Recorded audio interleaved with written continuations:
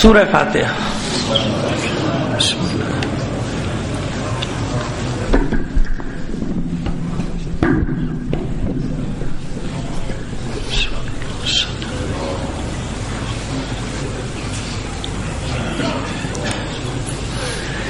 اعوذ باللہ من الشیطان الرجیم. بسم اللہ الرحمن الرحیم. الحمد للہ رب العالمین. الصلاۃ والسلام علی اشرف الانبیاء والمرسلین سیدنا و نبینا ابی القاسم محمد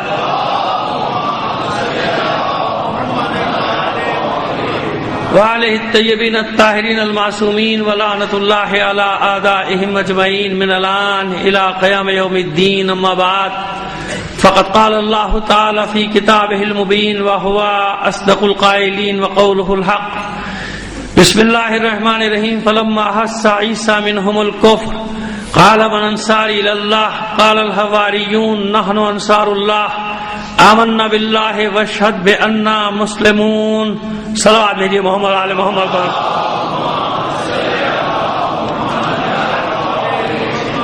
آپ سے درخواست کروں گا مرحوم سید ذکی حسن کاظمی ابن سید محمد ذکی کاظمی، سیدہ زبیدہ خاتون بنت سلطان مرزا رضوی، سید محمد مجتبی ابن سید ممتاز حسین عابدی، سیدہ لطیف النساء بنت سید محمد سبطین رضوی، سید مہدی حسن ابن سید محمد مجتبی عابدی، سیدہ نسیمہ خاتون بنت سید ذکی حسن کاظمی، اور اپنے تمام مرحومین اور تمام شہداء کو شامل کر کے ایک سورہ فاتحہ پڑھ کر بخش دیجیے گا.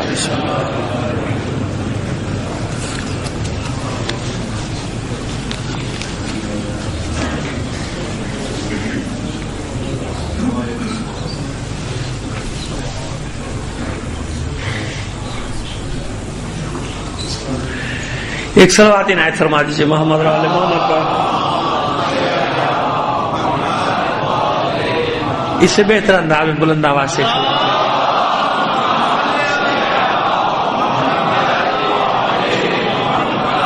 ہماری گفتگو جاری ہے انصار اللہ پر، اور آیت یہ بتا رہی ہے کہ انصار اللہ کسی ایک زمانے تک محدود نہیں ہے. جب اللہ کے دین نے مدد کے لیے پکارا ہے، ایک جماعت اس کی مدد کے لیے نکلی ہے، اور جو جماعت اس کی مدد کے لیے نکلی ہے قرآن نے قیامت تک کے لیے انہیں انصار اللہ کا لقب دیا ہے. یہ ہماری بات کل یہاں تک پہنچی تھی ان دو آیتوں کی روشنی میں، اور آج ایک اور تیسری آیت جس کا اشارہ کیا تھا، آج اس کی تفصیل میں جائیں گے.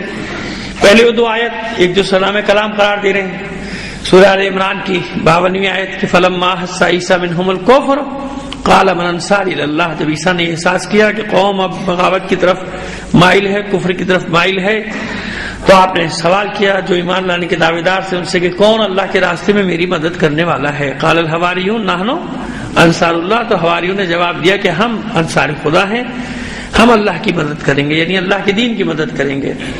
آمنا باللہ، کیونکہ ہم اللہ پر ایمان لائے ہیں، خالی دعویٰ نہیں کیا ہے ہم نے.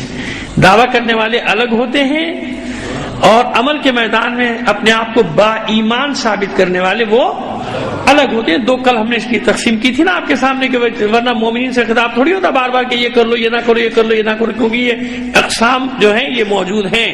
خود ائمہ تحریر نے مومنین کی درجہ بندی کی ہے، اسی طرح قرآن مجید نے بھی مومنین کی درجہ بندی کی ہے، طبقہ بندی کی ہے. ایسے نہ سمجھے گا کہ بس ایک ہی سارا سلسلہ، ایسا نہیں ہے. بات آگے بڑھی وشہد بأننا مسلمون، اور اے جناب اے اللہ کے رسول گواہی دیجیے گا کہ ہم آپ گواہ رہیے گا. گواہی دیجیے گا مطلب آپ گواہ رہیے گا کہ ہم مسلمان ہیں، ہم اللہ کے دین پر، یعنی اللہ کے سامنے ہم نے سر تسلیم خم کر دیا. اور پھر دوسری آیت سورہ صف کی 14ویں آیت ہم نے جس میں عمومیت تھی، یہاں تو محدود ہے نا، یہاں مقید ہے، یعنی یہاں پر آیت مطلق نہیں ہے بلکہ صرف جناب عیسیٰ کے حواریوں کا ذکر ہو رہا ہے کہ جناب عیسیٰ کے حواری انصار اللہ ہیں. لیکن وہ جو آیت ہے اس میں عمومیت ہے، سب کے لیے پیغام ہے کہ جو چاہے وہ بن سکتا ہے. یا ایھا الذین آمنوا کونوا انصار اللہ. کل اس میں بات کی تھی نا کہ اے ایمان لانے والو، اے مومنو، انصار خدا بنو، انصار اللہ بن جاؤ. یعنی بن سکتے، جب چاہے تو بن سکتے ہیں ورنہ نہیں بن سکتے. اس لیے حکم دیا جا رہا ہے، اس لیے بتایا جا رہا ہے کہ یہ حکم ہے مانو یا نہ مانو. جیسے اور احکام ہے ویسے یہ بھی حکم ہے، اب مانو یا نہ مانو. جو مانے گا وہ انصار اللہ بن جائے گا، جو نہیں مانے گا وہ نہیں بنے گا. اس پہ ہم نے تفصیل سے آپ سے بات کی. تو یہاں بھی یہ کس نے اس مثال اللہ نے یہی دی. یہاں بھی کہا آپ سے یا ایھا الذین آمنوا کونوا انصار اللہ کما قال عیسی ابن مریم للحواریین، جیسا کہ عیسیٰ ابن مریم نے اپنے حواریوں سے کہا تھا من انصاری اللہ قال الحواریون نحن انصار اللہ. یہاں تک ہماری بات پہنچی تھی اور ہم نے ایک آیت کا چھوٹا سا حوالہ دیا تھا. تو اس میں یہ بات آئی تھی کہ صاحب یہ اپنے مطلب کی بات نکال کے لے آتے ہیں. وَلَا يَنْصُرَنَّ اللَّهُ مَن يَنْصُرُهُ وَرُسُلَهُ بِالْغَيْبِ، اور اللہ ضرور بھی ضرور ان کی مدد کرتا ہے جو اللہ کی مدد کرتے ہیں. یعنی انصار اللہ کی تائید میں یہ آیت ہے جو ابھی جس کا ہم نے ایک حصہ سورہ حدید کی 25ویں آیت کا جہاں تلاوت کیا تھا، کل عرض کیا تھا نا آپ سے کہ اعتراض آ گیا تھا کہ آپ نے پوری آیت نہیں پڑھی، بیچ میں سے اپنے مطلب کا جملہ نکال لیا. ہم نے کہا نہیں، ہم پوری آیت پڑھیں گے اور پوری آیت کا مطلب بیان کریں گے، اور پھر یہاں سے نہیں، آپ جہاں سے چاہیں گے ہم اپنا مطلب نکال لیں گے. اور ہمارا مطلب کیا ہے؟ ہمارا مطلب صرف اور صرف یہ ہے کہ یہ قرآن جن کے گھر میں نازل ہوا ہے بس وہی اہل تھے اور کوئی اہل نہ تھا. دیکھیں نا، سیدھی سی بات ہے کہ اگر اس قرآن کو نازل کر دے لو انزلنا ھذا القرآن علی جبل لرأیتہ خاشعا متصدعا من خشیۃ اللہ، اگر اس قرآن کو پہاڑ پر نازل کر دے، کس پہاڑ پر؟ کسی بھی پہاڑ پر، مطلق ہمالیہ ماؤنٹ ایوریسٹ جو بھی ہو، یہاں کسی پہاڑ کو مخصوص تھوڑی کیا گیا، چھوٹے سے چھوٹا ہو بڑے سے بڑا ہو، جس پہاڑ پر بھی نازل کرتے وہ پہاڑ اللہ کے خوف سے لرزاں ہو کر ریزہ ریزہ ہو جاتا. یہی وزن تو بتایا گیا نا. تو ہم تو اپنا مطلب ہر جگہ سے لے آئیں گے. ہم سب سے پہلے تو یہ بات ثابت کریں گے کہ بتائیے قرآن کا وزن کیا ہے. قرآن وہ امانت ہے جس کا بار اٹھانے سے سب نے انکار کر دیا تھا، ہر مخلوق نے انکار کر دیا کہ یہ وزن ہم نہیں اٹھا سکتے. تو اب آپ خود سمجھ لیجئے نا کہ ہمارا مطلب تو نکل آیا کہ جب قرآن کا وزن کوئی اٹھا ہی نہیں سکتا تھا تو جس نے بھی اٹھایا وہی تو اللہ بتانا چاہ رہا ہے کہ اگر وہ قرآن سے زیادہ نہیں تو برابر تو ہے نا. انی تارک فیکم الثقلین، دو وزنی چیزیں چھوڑ کر جا رہا ہوں. کتاب بھی وزنی ہے. کتنی وزنی ہے؟ بتا دیا نا قرآن نے خود بتا دیا نا کہ کتنی وزنی ہے قرآن. یہ کتاب کتنی وزنی ہے. انی تارک فیکم الثقلین، دو وزنی چیزیں تمہارے درمیان، دو گراں بہت چیزیں چھوڑ کر جا رہا ہوں. کیوں وزن کا لفظ استعمال ہوا؟ اس لیے کہ قرآن نے وزن بتایا کہ قرآن کا وزن یہ کہ پہاڑوں پر نازل کرتے تو پہاڑ خوف سے لرزاں ہو کر ریزہ ریزہ ہو جاتا. اشارہ کر رہے ہیں بس ایک جملے میں اور بات کو آگے بڑھاتے ہیں. اب جن پر نازل ہوا ان کا وزن کیا ہے؟ ان کا وزن انہوں نے بتایا جنہوں نے قرآن پڑھا ہی نہیں، یہ آیت پڑھی نہیں. کس نے؟ ارے بنی نجران کے عیسائیوں نے بتایا تھا کہ نہیں بتایا تھا؟ ان کے سردار نے کہا تھا نا مباہلے سے ہاتھ اٹھا لو، ایسے چہرے دیکھ رہا ہوں پہاڑوں کو اشارہ کریں گے اپنی جگہ چھوڑ دیں.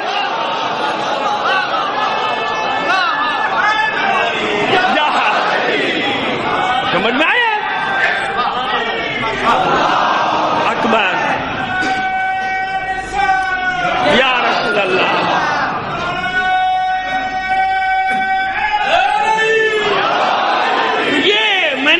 اپنا جو کل قول کا بات کہی تھی، قول کیا، میں تو بڑا حقیر سا انسان ہوں، اس کی تائید میں بات لایا ہوں. کیا آپ سمجھ رہے ہوں گے شاید میں نے یوں ہی ہوا میں بات کر دی کہ ہم جہاں سے چاہیں گے اپنا مطلب نکال لیں گے؟ اب ثابت ہو گیا کہ جہاں، کیونکہ ہمارا مطلب ایک ہی ہے. ہمارا مطلب ایک ہی ہے کہ عالمین میں اللہ کے بعد رسول و آل رسول کے بعد کوئی نہیں ہے. تو یہ مطلب ہم جہاں سے چاہیں گے نکالیں گے. ثابت ہوا کہ نہیں ہوا کہ پہلے قرآن کو سمجھ لو، قرآن کے وزن کو سمجھ لو، اب جن پر نازل ہوا ہے تو اندازہ کر لو کہ وہ کیا ہوں گے. تو قرآن کی جو بھی آیت ہے نازل ہوئی ہے رسول پر، اس لیے اہل بیت فخر کرتے رہے کہ ہم معدن الرسالہ ہیں، ہمارا گھر مختلف الملائکہ ہے، ملائکہ کے آنے جانے کی جگہ ہے. تو والناس تک ہماری مطلب ہے. بھائی بے فکر ہو جاؤ، صلوات بھیجیے محمد آل محمد پر. اب سمجھ میں آ گئی ہماری بات؟ جو ہم نے کہا تھا کہ ایسے تھوڑی کہہ دیا تھا کہ آپ جہاں سے چاہیں گے مطلب نکال لیں گے. تو وہی دلیل آپ کے پاس آ گئی، اس لیے آپ کو یہ دلیل دی کہ آپ یہ نہ سمجھیں کہ بھائی ایسے ہی اپنے روا روی میں ایک جملہ کہہ دیا مولانا صاحب نے کہ جہاں سے چاہیں گے مطلب نکال دیں گے. اچھا فلاں آیت سے نکالیے، فلاں آیت سے کیا میں دیواروں والناس تک ہماری مطلب ہے. کیوں؟ جو آیت نازل ہو رہی ہے کہاں نازل ہو رہی ہے بھائی؟ آیت نازل ہو کر بتا رہی ہے، فضیلت کا اعلان کر رہی ہے کہ کائنات میں کوئی شے جس کا وزن نہیں اٹھا سکتی، اس کا وزن اٹھایا ہے رسول نے، اور اس وزن کے اٹھانے کی گواہی دی ہے حسین نے نوک نیزہ پہ تلاوت کر کے۔ اب بھی اگر کسی کی سمجھ میں نہیں آئی میری دلیل تو بھائی وہ قصوروار ہوگا، میں نے دلیل کو انتہا تک پہنچایا ہے اپنی۔ بلند آواز سے ایک صلوات عنایت فرما دیجیے گا۔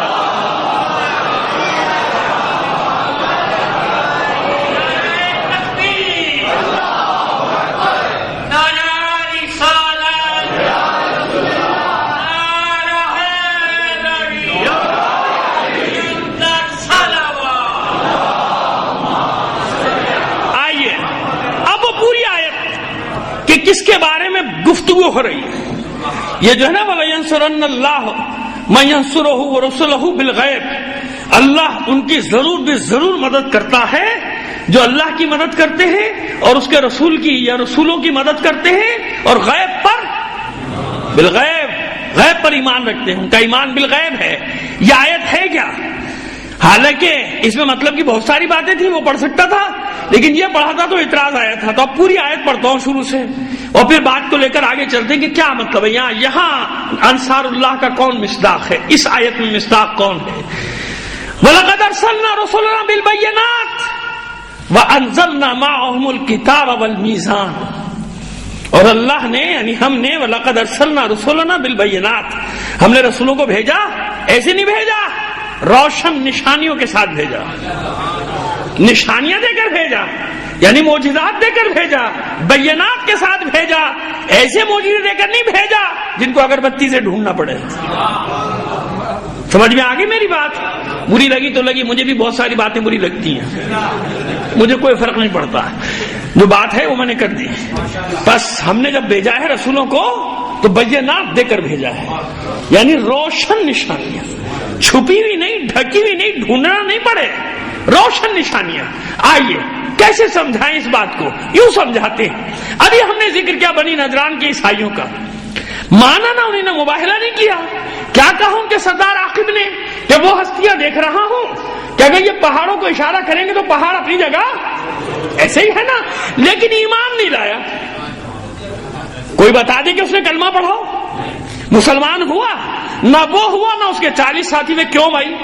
اتنی بڑی نشانی دیکھنے کے بعد نہیں ہوا، 40 دن بحث کرتا رہا، یعنی حضور سے مذاکرہ کرتا رہا، مناظرہ کرتا رہا، یہی ہوتا رہا نا بھائی، یا مناظرہ کہہ لیجئے یا مذاکرہ کہہ لیجئے، یہ کرتے رہے، گفتگو ہوتی رہی، اور اس کے بعد بات مباہلے تک آ گئی، جزیہ دے دیا، مگر کلمہ نہیں پڑھا۔ کیوں نہیں پڑھا؟ جب خود اعلان کرے کہ نہیں کرنا ہلاک ہو جاؤ گے، ہے نا، منع کر رہے ہیں نا، کلمہ کیوں نہیں پڑھا؟ ایمان کیوں نہیں لایا؟ تمام تفسیروں کا اس پر تو اتفاق ہے نا بھائی، لوگ بتائیں نہ بتائیں لیکن لکھا تو سب نے یہی ہے، سب نے یہ کہ ابو الاعلیٰ سمیت سب نے یہ لکھا کہ ہاں بھائی موبائل میں یہی 5 افراد تھے، چھٹا کوئی نہیں تھا، اور اس کا جواب بھی لکھا کہ اس نے جواب یہ دیا کہ بھائی وہ چہرے دیکھنا ہو لہذا ہٹ جاؤ میدان سے۔ ٹھیک ہے، اس پر تو ہم الگ موبائل پہ تفصیل سے بات کرتے رہتے، مگر یہاں تو سوال نیا رکھا ہے۔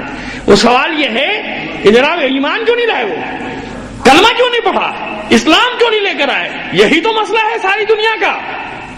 اب آپ کی سمجھ میں آ رہا ہے کہ آج جان بوجھ کر جھوٹ بولا جا رہا ہے کہ نہیں، خبریں سچی چھپائی جا رہی ہیں کہ نہیں، جھوٹی خبریں آپ کو دی جا رہی ہیں کہ نہیں؟ تو یہ جھوٹی خبریں پھیلا رہے ہیں چینل پہ بیٹھ کے، کیا انہیں نہیں پتا کہ یہ جھوٹ بول رہے ہیں؟ اور منحنی وجود سے لے کر پہاڑوں جیسے وجود بیٹھے اور جھوٹ بول رہے ہیں، ہے نا، مسلسل جھوٹ، اور جانتے کہ جھوٹ بول رہے ہیں، انہیں نہیں پتا کہ جھوٹ بول رہے ہیں، انہیں نہیں پتا کہ یہ سچ چھپا رہے، تو پوچھے نا ان سے کہ جب جانتے ہو کہ سچ کیا ہے، جانتے ہو کہ حق کیا ہے، تو بیان کیوں نہیں کرتے ہو؟ پوری دنیا میں یہی ہو رہا ہے نا، پوری دنیا میں کیوں ہو رہا ہے؟ یہاں کی مثال لے کے چلیے نا، آپ پاکستان کی اپنے ملک کی مثال لے لیجئے، کیوں ہو رہا ہے؟ جب یہ جانتے ہیں کہ سچ کیا ہے جھوٹ کیا ہے، جھوٹ کا ساتھ دے رہے ہیں، جانتے ہیں کہ وہ غاصب ہے آل سعود، جانتے ہیں مگر اس کا ساتھ دے رہے کہ نہیں؟ جانتے ہیں کہ حملہ سعودی عرب نے کیا ہے مگر کیسے شور کر رہے ہیں جیسے یمن نے کیا، ارے حرمین بچاؤ، ارے حملہ اس نے کیا، بچاؤ حرمین کو۔ پاگل ہے، دماغ خراب ہو گیا تمہارا، پوری دنیا کو پاگل سمجھا ہوا ہے؟ پاگل نہیں ہے، یہ بڑے مکار ہیں۔ انہی کے لیے تو قرآن نے کہا جیسے ابو جہل جانتا تھا، ابو لہب جانتا تھا، اور بہت سارے ابو جانتے تھے، سب جانتے تھے۔ اب قرآن کہتا ہے کہ اپنے بیٹوں سے زیادہ یہ پہچانتے ہیں رسولوں کو۔ کیوں؟ بابا اپنے بیٹوں میں مسئلہ ہے، بڑا مسئلہ ہے۔ صلوات بھیجیے محمد آل محمد پر۔ مشکل ہے کیونکہ وہ لینگویج، وہ زبان استعمال کرنا زیب نہیں دیتا، ممبر سے نہ کرنی چاہیے، لہذا بس اتنا اشارہ مومن کو پہنچ گیا، بہت کافی ہے۔ تو سمجھ میں آ گئی بات کہ اپنے بیٹوں سے زیادہ پہچانتے ہیں رسول کو، لیکن کیوں نہیں مانتے؟ مسئلہ کیا ہے؟ مسئلہ یہ ہے کہ عبداللہ کا یتیم، مسئلہ یہ ہے کہ عبد المطلب کا پوتا، مسئلہ یہ ہے کہ بنی ہاشم کو یہ منصب مل جائے، یہ سچے ثابت ہو جائیں۔ ہم تو انتظار کر رہے تھے کہ رسول ادھر ادھر آئے گا، میرے قبیلے میں، اس قبیلے میں، اس قبیلے میں، یہ ہاشمیہ میں کیسے آ گیا؟ تو اصل مسئلہ یہ نہیں تھا کہ وہ رسول کو نہیں پہچانتے تھے، اصل مسئلہ اس بغض، کینے اور عداوت کا تھا جو ہاشم سے ان کے دلوں میں تھی۔ تو آج بھی جانتے سب ہیں، مگر 1400 سال سے جو مخالفت کر رہے ہیں کیسے اس سے واپس مڑ جائیں، یو ٹرن کیسے لے لیں کہ آج تک ان کو غلط کہتے رہے، اب صحیح کہا تو اپنے لوگوں کو کیا منہ دکھائیں؟ جانتے سب ہے نا؟ یا ارے بہت سے لوگ تو ہمارے سامنے اعتراف کر چکے ہیں کہ کیا کریں، وہ اپنے لوگ ہیں نا، مار دیں گے۔ وہ جیسے مفتی حسن جان کو مار دیا تھا، مار دیا نا بیچارے کو، جیسے اور بہت سارے نام لے سکتا ہوں، بیچاروں کو مار دیا، حالانکہ انہی کے مکتب کے تھے۔ کریں کیا بھائی، ڈر لگتا ہے۔ بات تو آپ کی صحیح ہے، مگر مسئلہ ہے گدی نشست، مسئلہ ہے گدی نشینی کا، بلکہ مسئلہ ہے میرے اپنی لغت میں گدی نشینی کا۔ یہ جو لوگوں کی گدی پر سوار ہیں، یہ سوار کیسے ہوں گے پھر لوگوں کی گدی پہ اگر اپنی بات سے ہٹ گئے تو؟ صلوات بھیج دیجیے محمد آل محمد پر۔ تو بات سمجھ میں آئی؟ اب جانتے ہیں کہ وہ کیسے ایمان لے آئے۔ وہ ایمان لے آئے تو ساری ان کی جو اجارہ داری ہے، مونوپولی، وہ ختم۔ وہ سارے چرچ، اتنے چرچ اس کے انڈر میں ہوں گے، مجھے کیا پتا کتنے ہوں گے، مگر تمام عیسائیوں کا تھا نا بھائی، اسقف اعظم تھا یا بڑا پادری تھا، جو بھی تھا تو اتنا بڑا نا کہ 40، تو اس کے ساتھ علماء آئے تھے، وہ ان علماء کا بھی سردار تھا عاقب۔ تو اب کتنا بڑا تھا؟ تو اب کیا وہ جو امپائر ہے وہ چلی جائے گی نا ہاتھ سے؟ ہر جگہ یہی مسئلہ ہے۔ لوگ جانتے ہیں کہ سچ کیا ہے، جھوٹ کیا ہے، مگر وہ جو چھوٹی چھوٹی امپائرز بنی ہوئی ہیں، وہ امپائرز خطرے میں ہیں، وہ مساجد خطرے میں ہیں، وہ مدارس خطرے میں ہیں، وہ ہزاروں لوگ جو ان کے انڈر میں ہیں، جن کی وجہ سے لاکھوں کروڑوں کی آمدنی ہو رہی ہے، وہ سب خطرے میں ہیں۔ لہذا خبردار، سمجھ میں تو آ گیا سچ کیا ہے، جھوٹ کیا ہے، سمجھ میں آ گیا کہ کون یہودیوں سے لڑ رہا ہے، کون یہودیوں کی گود میں بیٹھا ہے۔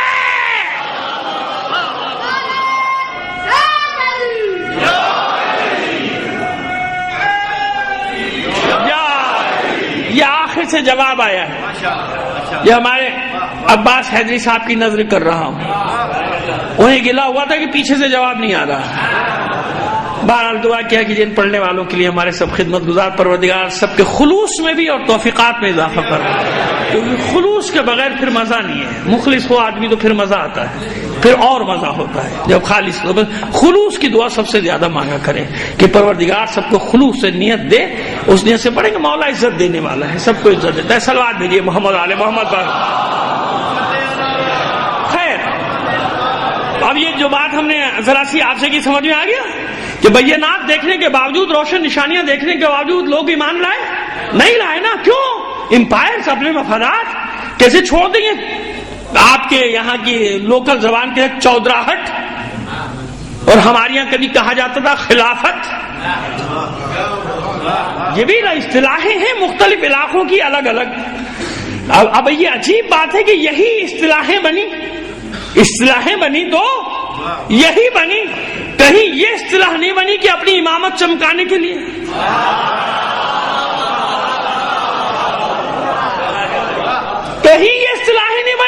یعنی جن کا تعلق پاک و طاہر ہستیوں کے ساتھ ہے وہ بازاری اصطلاح نہیں بنا کرتے الفاظ. بے شک ہر قوم میں، بے شک ہر مکتب میں ایک امام کا منصب ہے مختلف ائمہ ہے نا، امام فلاں مجازن نائبین امام کے لیے بھی کہہ دیا جائے تو کوئی حرج، مجازن کہہ دیا جاتا ہے تو کوئی حرج نہیں ہوتا، پریشان نہ ہوا کیجئے. امام اسے بھی کہتے ہیں جو آپ کو نماز پڑھاتا ہے.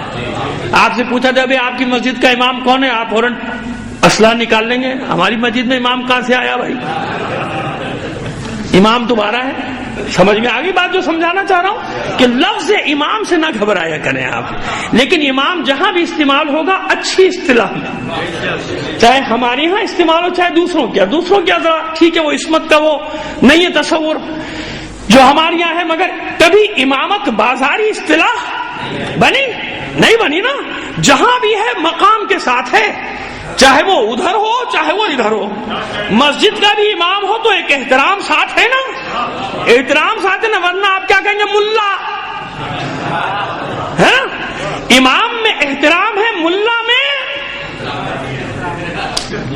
اس میں بھی ہے احترام مگر وہ اور قسم کا ہے.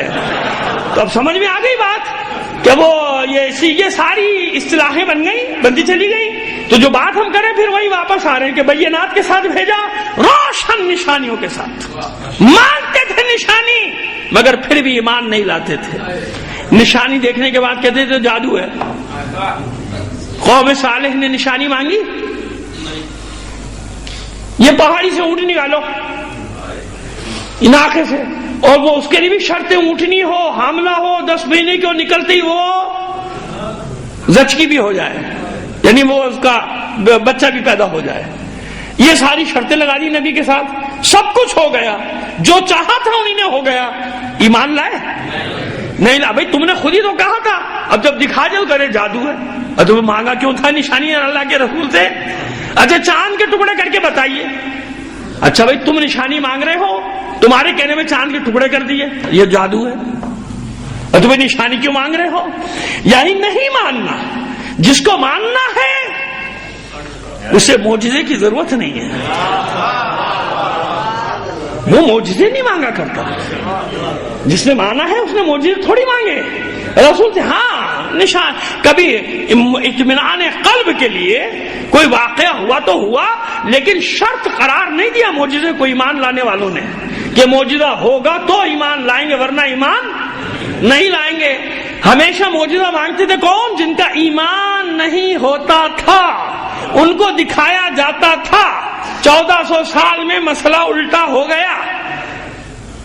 اب کہیں ایسی خبر سنو جاؤ تو مجبوراً دیکھنا پڑتا ہے. کیوں نہیں دیکھیں گے؟ کہیں گے ایمان کچا ہے. ارے بھائی جن کا ایمان کچا ہے انہیں کے لیے تو معجزہ ہوتا ہے، اور کس کے لیے ہوتا ہے؟ معجزہ ہوتا کس کے لیے؟ جب مجھے نظر ہی نہیں آ رہا تو معجزہ کہا کہ نہیں تمہارا ایمان کمزور ہے، مولوی ہے نا، اس کا عقیدہ کچا ہے اس لیے اس کو نظر نہیں آ رہا، لہذا اب جا کے ڈھونڈنا پڑا، دیکھنا ہاں نظر آ گیا، لوگ کہتے دیکھا پکا ہے. یہ ہوتی ہے بلیک میلنگ، مذہبی بلیک میلنگ اس کو کہتے ہیں. سمجھ گئے آپ کہ لوگوں کے عقیدے سے کھیلو، لوگوں کے جذبات سے کھیلو، ان کا استحصال کرو، ان کو اپنے ڈھب پر لے کر آؤ. اب تو شعور میں آ جائیے، باشعور ہو جائیے، سمجھیے ان چیزوں کو کہ ایسے دین کے ساتھ تماشے نہیں ہوتے. بینات وَلَقَدْ أَرْسَلْنَا رُسُلَنَا بِالْبَيِّنَاتِ، ہم نے روشن نشانیوں کے ساتھ بھیجا. موسیٰ کو معجزہ دیا تو کھلا ہوا معجزہ دیا. ابراہیم کی آگ کو، ابراہیم کے لیے جلائی جانے والی آگ کو ٹھنڈا کیا ہے تو سارے کافروں نے دیکھا ہے، نمرود سمیت، کیونکہ آگ تو انہوں نے ہی لگائی تھی، دیکھا ہے نا. تو اب سب کے معجزے کیا گنواؤں؟ کافی ہے نا. اگر لوہے کو نرم کیا ہے تو کس کے لیے؟ داؤد کے لیے. وَعَلَّمْنَا لَهُ الْحَدِيدَ، ہم نے اس لوہے کو داؤد کے لیے نرم کر دیا. اور کبھی کہیں دعاؤں میں بھی ہم یہ استعمال کرتے ہیں لفظ وَلَيَّنَّ الْحَدِيدَ لِدَاؤد، اے داؤد کے لیے لوہے کو نرم کر دینے والے اللہ میری مشکل کو ختم کر دے. ایسا ہے نا کبھی دعائیں پڑھا کیجئے تو یہ سارے الفاظ آئیں گے تو پڑھیں گے تو آئیں گے نا. آپ چاہتے ہیں وہ مولوی صاحب دعا کر لیں ہم آمین کہہ دیں گے، قصہ ختم ہو گیا. صلوات بھیجیے محمد آل محمد پر. آئیے بس بینات یہ کسی وجہ سے میں نے ذکر کیا حدید کا. سورہ حدید کی 25ویں آیت تھی کہ تو میں تلاوت کر رہا ہوں. لقد ارسلنا رسلنا بالبینات, اور صرف روشن نشانیاں دے کر نہیں بھیجا. وانزلنا معهم الکتاب والمیزان, اور ہم نے اپنے رسولوں کے ساتھ کتاب بھی بھیجی اور میزان بھی بھیجا. میزان کیوں بھیجا؟ لیقوم الناس بالقسط, تاکہ یہ لوگوں میں انصاف, لیقوم الناس بالقسط, تاکہ لوگوں کے درمیان آپس میں عدل قائم کریں, انصاف قائم کریں. یہ میں آیت یہاں تک پڑھ لوں پھر آگے بڑھوں گا. اب پہلے یہ سن لیجئے, کیا بھیجا ان کے ساتھ؟ کتاب اکیلی نہیں بھیجی. بابا قرآن کی آیت کو تو کم سے کم نص قرآنی پہ تو بحث نہ کرو کہ بس کتاب کافی ہے, کتاب کافی ہے. اللہ فرما رہا ہے میں نے کتاب اکیلی نہیں بھیجی. دیکھیے رسولوں کا ذکر الگ ہے, یاد رکھیے گا. اس میں بڑے لطیف نکتے ہیں جو میں آپ کو جسارت کر رہا ہوں. یہ جملہ کہنا بھی مجھے زیب نہیں دیتا, میں بہت چھوٹا سا طالب علم ہوں, لیکن لطیف نکتے پہنچانے کی کوشش کر رہا ہوں. وَلَقَدْ أَرْسَلْنَا رُسُلَنَا, یہ رسول الگ, یعنی رسولوں کو بھیجا روشن نشانیوں کے ساتھ, اور ان رسولوں کے ساتھ وہی چل رہا ہے نا, وَلَقَدْ أَرْسَلْنَا رُسُلَنَا بِالْبَيِّنَاتِ, ہم نے رسولوں کو بھیجا روشن نشانیوں کے ساتھ. وَأَنزَلْنَا مَعَهُمْ کہاں, کیا مطلب؟ یعنی اور ان رسولوں کے لیے نازل کیا, یا ان رسولوں کے ساتھ نازل کیا. کس کو نازل کیا؟ وَأَنزَلْنَا مَعَهُمُ الْكِتَابَ وَالْمِيزَانَ, اور ان رسولوں کے ساتھ بھیجا کتاب کو بھی میزان کو بھی. تو میزان کی تشریح رسول نہیں ہے, رسول کے لیے کتاب اور میزان بھیجی گئی, اکیلی کتاب نہیں, کتاب کے ساتھ میزان. یہ وہ الیکشن والا ترازو نہ سمجھیے گا, تاکہ اس کے ذریعے سے کیا ہو, لوگوں کے درمیان عدل و انصاف قائم کیا جائے. کتاب بھی بھیجی اور میزان. ابھی نہیں معلوم میزان کیا ہے, مگر یہ طے ہے کہ اس میزان کے ذریعے سے عدالت قائم ہوگی. یہ طے ہے, کیونکہ آگے لے یقوم الناس آ گیا بالقسط, تاکہ یہ لوگ آپس میں عدل و انصاف سے رہیں, یا لوگوں میں عدل و انصاف قائم ہو جائے, قائم ہو جائے, ان میں عدل قائم ہو جائے. تو میزان کا کام کیا ہے؟ عدالت قائم کرنا. اکیلی کتاب نہیں بھیجی بھائی, کتاب کے ساتھ میزان. اور بھی جگہ میزان کا ذکر ہے جہاں تعویل کر دیتے ہیں کہ ہم نے آسمان سے کتاب اور میزان میں جگہ, میزان سے مراد رسول ہے. یہاں تو بالکل صاف صاف ہے نا, الگ الگ ہے نا. وَلَقَدْ أَرْسَلْنَا رُسُلَنَا بِالْبَيِّنَاتِ, ہم نے رسولوں کو بھیجا روشن نشانیوں کے ساتھ. وَأَنزَلْنَا مَعَهُمْ, اور ان رسولوں کے ساتھ نازل کیا کتاب کو اور میزان کو. دو چیزوں کو نازل کیا ہے, کتاب نازل کی ہے اور میزان ہم نے بھیجا ہے, اوپر سے نازل کیا ہے. انزلنا, کتاب بھی اوپر سے آئی ہے, میزان بھی, ذہن میں رکھیے گا اس بات کو, نازل کیا ہے ہم نے, اوپر سے بھیجا ہے. جہاں سے کتاب آئی ہے وہیں سے میزان بھی آیا ہے, یہ یاد رکھیے گا. بس حسبنا کتاب اللہ نہیں چلے گا. کیوں نہیں چلے گا؟ نص قرآنی کے خلاف ہے. نص قرآنی ہے کہ نہیں, اکیلی کتاب کیسے؟ اس کتاب کے ذریعے عدالت قائم کون کرے گا؟ کون بتائے گا؟ تشریح کون کرے گا؟ کس کو حق حاصل ہے؟ ورنہ کیا ہوگا اگر کتاب کے ساتھ میزان نہ ہوئی؟ میزان یعنی جس میں تولا جائے گا حق اور باطل کو, یہی ہے نا مطلب. عدالت قائم ہوگی نا, انصاف کو نا انصافی سے الگ کیا جائے گا نا, یہی ہے نا, حق اور باطل کو الگ الگ کر دیا جائے گا, یہی عدالت, یہ عدالت قائم ہوگی. ایسے ہی ہے نا, یہی مفہوم ہے, اس کے علاوہ اور کوئی مفہوم نہیں ہے. کتاب بھیجی, اگر نہیں ہوتی میزان تو کیا ہوتا؟ جو اب بھی ہو رہا ہے, ایسا نہیں کہ نہیں ہو رہا ہے. لوگ اپنے اپنے مطلب کا سورہ تو چھوڑیے, آیت تو چھوڑیے, ایک لفظ مل جائے تو فرقہ بنا لیتے ہیں. یہ دیکھیے فلاں جگہ 6,500 آیت میں سے ایک آیت میں یہ لفظ, یہ آیا کہ نہیں آیا؟ بھائی یہی تو دلیل ہے ہماری. باقی اسے 6,500 آیتیں نہیں, لگ بھگ جتنی میں. تو کیونکہ تعداد میں 2-3-4 کا اختلاف اس لیے کہ آیتیں کم یا زیادہ نہیں ہیں، تعداد کی بات کر رہا ہوں. کہیں جیسے 2 آیتوں کو ملا کے کسی نے ایک لکھا ہے، کسی نے اس کو الگ کیا، تو وہ الگ ایک بحث ہے. قرآن کی کبھی زندگی رہی تو رمضان میں اس پہ روشنی ڈال دیں گے، لیکن ابھی پھر بات کہیں نکل جائے گی کہیں کی کہیں. تو 6,500 کے لگ بھگ جو آیات ہیں بھیا، ان میں کہاں یہ ہے ایسا ایک لفظ نکال کے فرقہ بنا، ایک آیت نکال کے فرقہ بنا، اور کسی نے چند ایک لفظ کو چند جگہ پایا شرک شرک شرک. حالانکہ آج خود پھنس گئے اس چکر میں شرک والے، دوسروں پر شرک کے تانے لگانے والے آج سب سے بڑے مشرک بن کے بیٹھے ہوئے ہیں. ہاں بھائی، آپ کے حساب سے تو آپ خود سب سے بڑے مشرک ہوئے، کیونکہ اللہ ہی کو چھوڑ دیا آپ نے، باقی سب سے مانگ رہے ہو بھیک.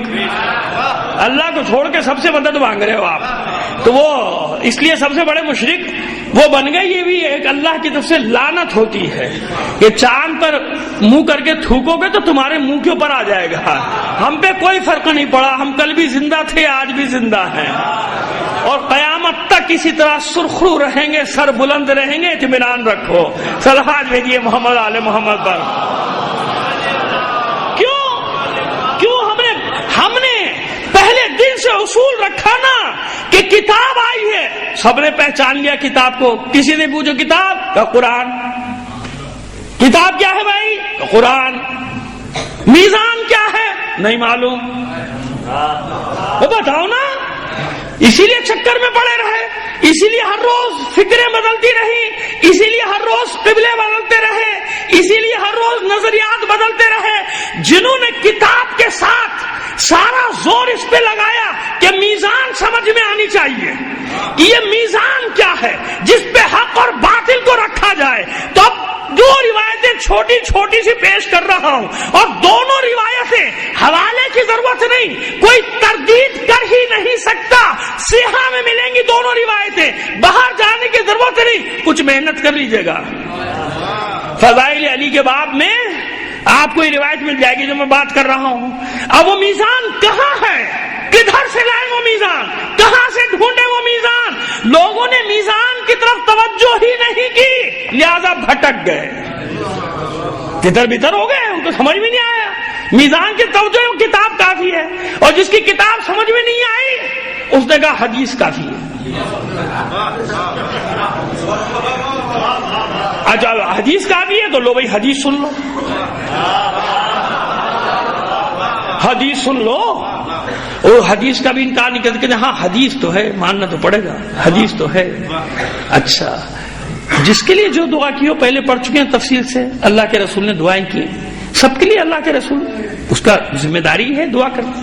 بھارت ایمان پہ لیا، سب کی ہدایت کرتے، پوری قوم کی میری ہدایت کرتے. لیکن علی کے لیے ایسی کوئی دعا نہیں ہے. سمجھ گئے نا آپ؟ علی کے لیے ایسی کوئی دعا نہیں ہے، بلکہ علی کے لیے دعا کیا ہے؟ پروردگار، اے میرے اللہ، اے میرے رب، حق کو ادھر ادھر موڑ دے، جدھر جدھر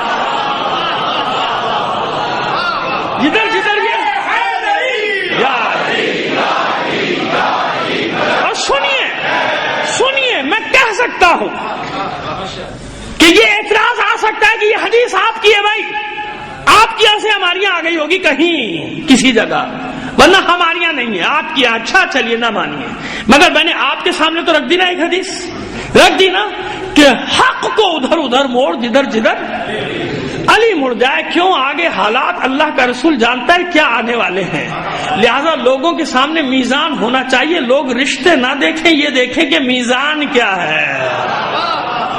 سمجھ گئے میری بات؟ سمجھیے، کیونکہ جانتے کہ لوگ یہ دیکھیں گے اوہو تقدس خادم الحرمین،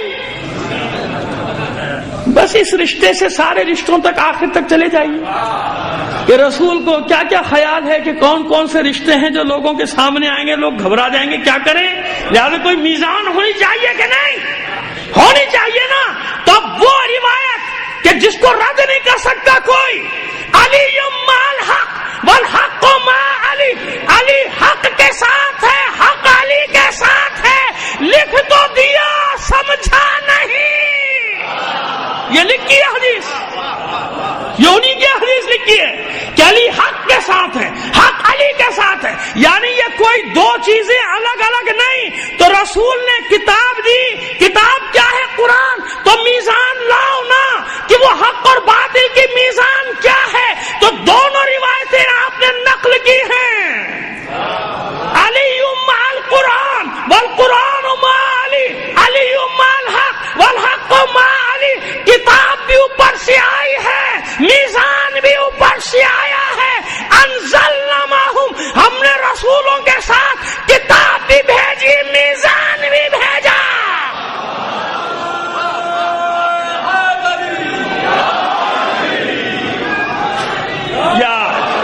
ابھی مجھے بہت ساری منزلیں طے کرنی ہے، ورنہ یہیں پر ہی میں 1.5 گھنٹہ آپ کا لے سکتا ہوں۔ خیر چلیے آگے بڑھاتے ہیں بات کو، تو سمجھ میں آ گیا کہ میزان ہونی چاہیے نا۔ چلیے اب بھی نہ مانیے آپ، اور آگے بڑھاتے ہیں آیت کو، آپ کی مرضی نہ مانیے اب بھی، لیکن ہم اب آگے بڑھاتے ہیں آیت کو، پھر دیکھیں گے کیسے نہیں مانتے ہیں۔ ابھی تک یہاں تک آیت پہنچی نا، وَأَنزَلْنَا مَعَهُمُ الْكِتَابَ وَالْمِيزَانَ، ہم نے ان رسولوں کے ساتھ کتاب بھی بھیجی اور میزان بھی بھیجا، رسولوں کے ساتھ۔ تمام رسولوں کے ساتھ تو کتاب نہیں ہے،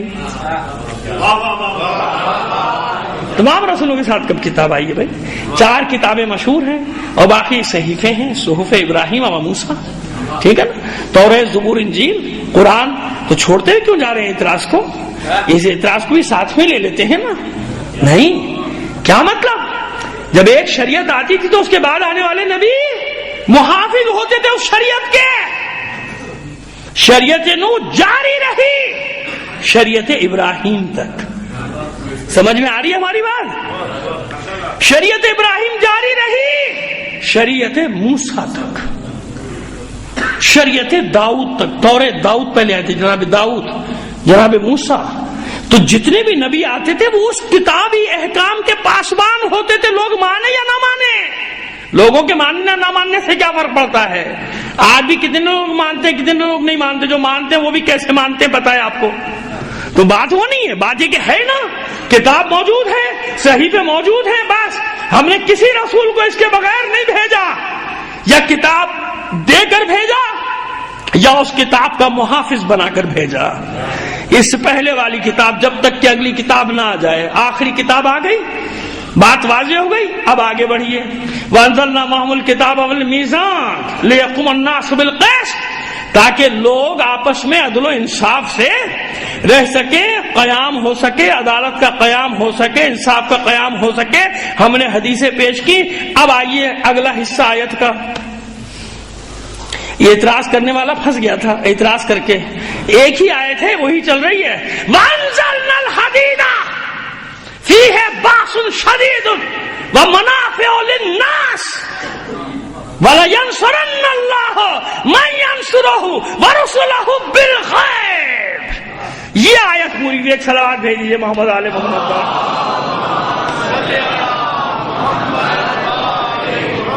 بڑی بڑی مشکلات آ جاتی ہیں، ایک اور صلوات بھیجیے محمد آل محمد کا۔ ہم نے نازل کر دیا۔ اب آیت کا وہی آیت چل رہی ہے، ابھی ہم نے وہ حصہ نہیں پڑھا جس کے اوپر اعتراض آیا ہے نا، آ گیا یہ حصہ پہلے، وَأَنزَلْنَا الْحَدِيدَ، ہم نے لوہے کو نازل کیا۔ آپ نے اس پہ پوری مجلس سنی، میں آپ کا زیادہ وقت تھوڑی لوں گا۔ لوہے کو نازل کیا، لوہا نازل کب ہوتا ہے بھائی؟ لوہا تو نکلتا ہے، کانوں سے نکلتا ہے، ریت کے ذروں سے نکل سکتا ہے، سمندر سے نکل سکتا ہے، پتھروں سے نکل سکتا ہے۔ نازل کب ہوتا ہے؟ انزلنا من السماء ماء، اوپر سے تو پانی نازل ہوا، کتاب نازل ہوئی، میزان نازل ہوا، ایسے ہی ہے نا۔ جہاں بھی اوپر سے چیز آئے اسے کہتے ہیں نزول ہونا۔ بھائی سورج کے لیے سیر سعودی، سیر نزولی، جب سورج صبح طلوع کے زوال تک اوپر چڑھتا ہے تو اس کو کہتے ہیں سیر سعودی۔ وہ سعودی عرب نہ سمجھ بیٹھیے گا، سعاد والا، سعود یعنی اوپر جانا۔ سمجھ میں آ رہی ہے بات؟ ورنہ کہ اچھا یہ سعودیوں کی سیر بھی ہوتی ہے سورج کے ساتھ، وہ سعودی الگ ہے، یہ وہ سین سے، یہ سواد سے ہے، ٹھیک ہے۔ تو سیر سعودی، پھر اس کے بعد زوال کے بعد سیر نزولی، کیونکہ نیچے کی طرف آ رہا ہے، اوپر سے پہلے اوپر گیا، کمال تک پہنچا، اس کے بعد نیچے آنا شروع ہوا۔ تو جو چیز اوپر سے نیچے آئے، قرآن مجید میں سب جگہ یہی معنی ہے، ایک ہی مفہوم ہے، نزلنا ہو یا انزلنا ہو، وہ چیز جو اوپر سے نیچے آ رہی ہے اسے کہتے ہیں۔ تو اب یہاں کتاب کو نازل کیا، میزان کو نازل کیا، اب بھی سمجھ میں نہیں آیا تو وانزلنا الحدید، ہم نے آسمان سے لوہے کو، یا چھوڑیے کہیں گے آسمان کا لفظ کہا، میں کہتا ہوں کہ اوپر سے لوہے کو نازل کیا، ہے تو نازل ہوا نا، وانزلنا الحدید، ہم نے حدید کو نازل کیا، نکالا نہیں۔ قیامت تک لوہا نکلتا رہے گا، نازل نہیں ہوتا، نہ پہلے نازل ہوا نہ بعد میں نازل ہوا، مگر پہلے پورا ترجمہ سن لیجئے، وَفِيهِ بَأْسٌ شَدِيدٌ، اور اس میں شدید جنگ کا سامان ہے، وَمَنَافِعُ لِلنَّاسِ، اور یہ جو لوہا نازل کیا ہے اس میں لوگوں کا فائدہ ہی فائدہ ہے۔ کیسا فائدہ؟ کیسا فائدہ؟ ضربۃ علی یوم الخندق افضل من عبادت الثقل،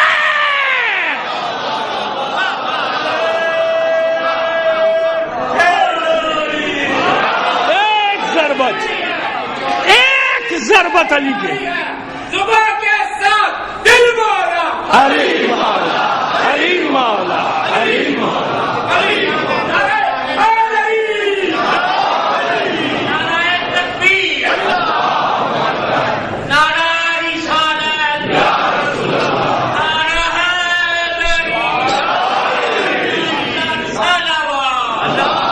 پتہ چلا قیامت تک کا فائدہ ہے اس میں، ایک ضربت علی کی، ایک ضربت، ضربت علی جو خندق افضل من عبادت الثقل ہے، جن و انس کی عبادت پہ بھاری ہے علی کی صرف ایک ضربت، تو باقی جو ضربتیں ماری ان میں کتنا فائدہ ہوا، خیبر میں کتنا مال ملا، حنین میں کتنا مال ملا، حساب تو لگا لیجئے۔ چلیے نہ مانیے، ابھی منواتے ہیں آپ سے، صلوات بھیجیے محمد و آل محمد پر، بس ابھی مانتے ہیں، ایسے بغیر دلیل کے تھوڑی جائیں گے، پھر مزہ نہیں آئے گا نا بات کرنے کا۔ وانزلنا الحدید فیہ باس شدید ومنافع للناس، اللہ نے لوہا نازل کیا، تو ڈھونڈ لو نا تاریخ میں کب نازل ہوا،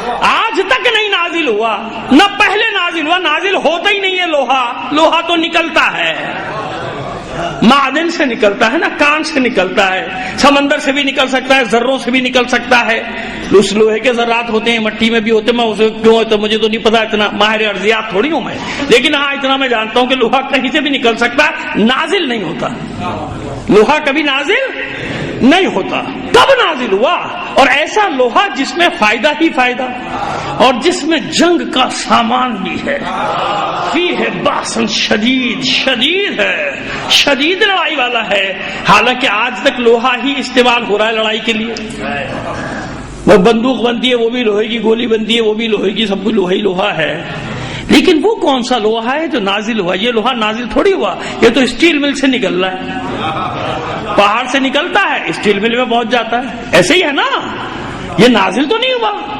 قیامت تک یہ لوہے سے جنگ ہوتی رہے گی، چاہے کوئی سا بھی ہتھیار بنے، ہوائی ہتھیار بنے، میزائل بنے، جو بنے لوہے سے بنے گا، مگر نازل نہیں ہوا یہ لوہا، یہ لوہا نازل نہیں ہوا، اور پھر اس لوہے میں منافع کم نقصان زیادہ ہے، یہ جو لوہا جس کا اسلحہ بن رہا ہے اس میں انسانیت کا قتل عام ہو رہا ہے کہ نہیں ہو رہا، تو بھئی وہ لوہا ڈھونڈو نا، ایک پہلی صفت یہ کہ وہ نازل ہوا، دوسری صفت یہ ہے کہ اس سے زیادہ شدید کوئی ہے نہیں، تیسری صفت یہ کہ اس میں فائدہ ہی فائدہ ہے، اس کی ضربت نے کسی کو نقصان نہیں پہنچایا، اس کی ضربت نے صرف باطل کو نقصان پہنچایا، حق کو فائدہ ہی فائدہ، یعنی کسی مظلوم پر نہیں چلا وہ لوہا، جب چلا ظالموں پر چلا، یہ لوہا تو مظلوموں کے خلاف استعمال ہو رہا ہے نا، وانزلنا الحدید، ایک ہی بار نازل ہوا ہے لوہا بس، اب انکار کرنے کی جرت ہے تو جا کے اپنی کتابوں سے، یہ تاریخ کے روایت تو الگ بات ہے، حدیث تو الگ بات ہے، درایت بھی موجود ہے، کیوں؟ مورخین نے واقعے کی صورت میں اس کو نقل کیا ہے کہ روایت الگ ہے، موجود ہے، اس کی درایت بھی ہے، مورخین نے لکھے کہ ہاں احد کے دن آواز گونجی تھی، سب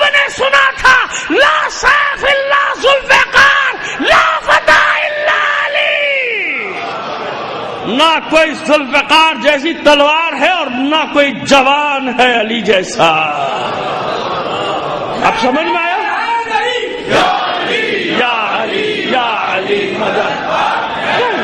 اب بھی دلیل پوری نہیں ہوئی، ابھی بہت اعتراضات کی گنجائش اس میں موجود ہے، ہم پر بھی آپ پر بھی. اور دکھ تو اس وقت ہوتا ہے جب اعتراض کہیں اپنے اندر سے آنے لگے تو بڑا دل دکھتا ہے. کہ وہی تو میں کہتا ہوں کبھی کبھی چومکھی لڑنا پڑتی ہے کہ ادھر بھی دیکھو، باہر بھی دیکھو، ادھر بھی دیکھو، ادھر بھی دیکھو، کہاں کہاں کیا کیا کرے گے. ہم جیسا قصہ طالب علم نہیں، ابھی دلیل پوری نہیں ہوئی، ابھی تو صرف ہم نے آپ کے ساتھ اپنی فریکوینسی ملائی ہے. ہم ایک پیج پر آ گئے، اب بات کو آگے بڑھاتے ہیں. تو بھائی دیکھو کب نازل ہوا، ایک ہی بار نازل ہوا، اور وہ تفصیل میں پڑھتا رہتا ہوں آپ کے سامنے کہ 8 تلواریں ٹوٹنے کے بعد نازل ہوا تھا. ذوالفقار پہلے مرحلے میں نہیں آئی. کتنی تلواریں ٹوٹی ہیں؟ 8. علی 8 تلواریں لے کر گئے تھے گھر سے. آپ ایسے واہ کرتے چلے جاتے ہیں، میں ایسے تھوڑی جانے دوں گا آپ کو. بھائی ہماری کتابوں میں لکھا ہے نا، ہماری نہیں دوسروں کی بھی لکھا ہے. 8 تلواریں علی کی ٹوٹی تو علی کے گھر سے 8 تلواریں لے کر چلے تھے. تو اسی نے بتا دیا کہ باقی 7 تلواریں کون اپنا وزن ہلکا کر کے بھاگا تھا. تو بھاگنے میں آدمی ہے نا، یہ سامان چھوڑو وہ سامان چھوڑو، تو کہیں سے اٹھانے کی ضرورت تھوڑی تھی علی کو تلوار، وہیں بکھری پڑی تھی تلواریں، وہیں سے اٹھا رہے تھے، لڑ رہے تھے. 8 تلواریں ٹوٹی، سمجھ میں آ گیا کیسے ٹوٹی؟ ایسے ٹوٹی 8 تلواریں. علی تو ایک ہی تلوار لے کر چلے تھے گھر سے. یہ 7 تلواریں وہ تھی جو لوگ وزن ہلکا اپنا کر رہے تھے اور دوڑ لگا رہے تھے. میں نہیں کہہ رہا، تاریخ کہہ رہی ہے بھائی کیسا ہوا تھا کہ کچھ لوگ ان کے قدم اکھڑ گئے تھے. چلیے یوں کہہ لیجیے، اچھے لفظ استعمال کر دیے ہم نے، موت دبانا طور پہ کہہ دیا کہ ان کے قدم ذرا اکھڑ گئے تھے، لڑکھڑا گئے تھے. ٹھیک ہے، باقی تاریخ مورخین سے پوچھ لیے گا کہ کیا کیا ہوا تھا وہاں پہ.